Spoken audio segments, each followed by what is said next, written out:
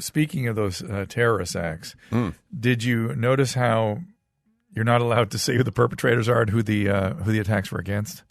For like 2 days. I am so confused these days. Like, I mean, I'm legitimately confused because there's different things going on in different groups and different whatever. And so when Gina was doing the news, she was just saying the name of the group. But the name of the group doesn't really have a name that means anything. So I had to stop and ask, are we talking about Muslim extremists here? Like, because what? How dare? Huh? It's not in the news anymore. And the victims were Easter worshipers. That's right. They worship Easter. Yeah. They love baskets with colorful eggs in them. Easter worshipers and extremists and some terrorist group. Yeah. Well, listen, I've told you a million times, Drew, control the language, man. Well, I noticed it got out of control very quickly. I was sort of proud of people for just calling it what it was. These are Christians attacked by a Muslim extremist group. That's it. Well, when it goes the other direction, it happens pretty fast. Yeah. Like if it's a black church and a white Antifa guy or whatever, it goes, or white supremacists or something. We get the news pretty fast in that department. So I would just argue consistency. The problem with the lack of consistency is it suggests an agenda. No, I mean, if you're going to be, what I'm saying is if you're going to be made, you'll be made that way. If you are a home plate umpire and every time a black guy slides into home plate, you call him out, and every time a white guy does it, you yell safe, eventually this pattern will start to emerge, right? It means something.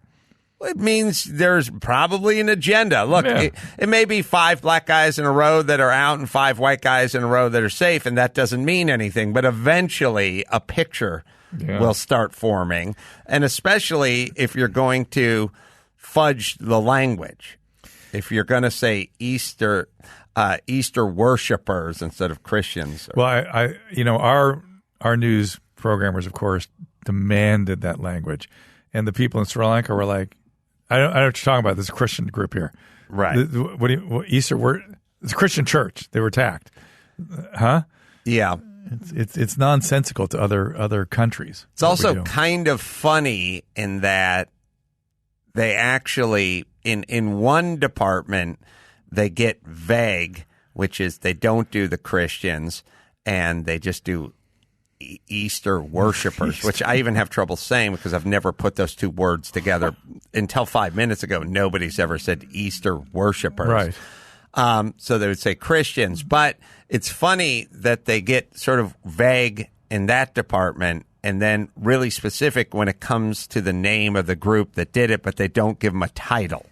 So if you don't give them a title, then you're just like you're just saying Stan killed somebody, but you're not saying where he's from or who he represents or what his motives were. You just go Stan did it, but that doesn't tell you anything. We get a title, but we don't get who they are. Isn't that news? Isn't that what news is supposed to report? The facts. Well, news is supposed to gather up all the information they can and then lay it out before you so that you can make informed decisions. Sure. So it would be nice if they did that. On the other hand, it is kind of a weird position to take because I get the fact that if there was some teen from the inner city and he was accused of selling weed and you'd want to protect his name because you don't want him besmirched or his, he may have difficulty finding a job in a few years, or this is going to affect his college scholarship. He's on an athletic scholarship. I get the point where you're like, I want to protect this person a little bit. Mm-hmm. But these guys are homicidal maniacs. So where's the protection come in? I don't. If anything, you should be wanting to zero in precisely on their characteristics. Right. Collect all of them and zero them in. My favorite part of the news when it's reported from that side of the aisle is when they even take it a step further, which is they don't really even report who accurately was slaughtered and who did the slaughtering.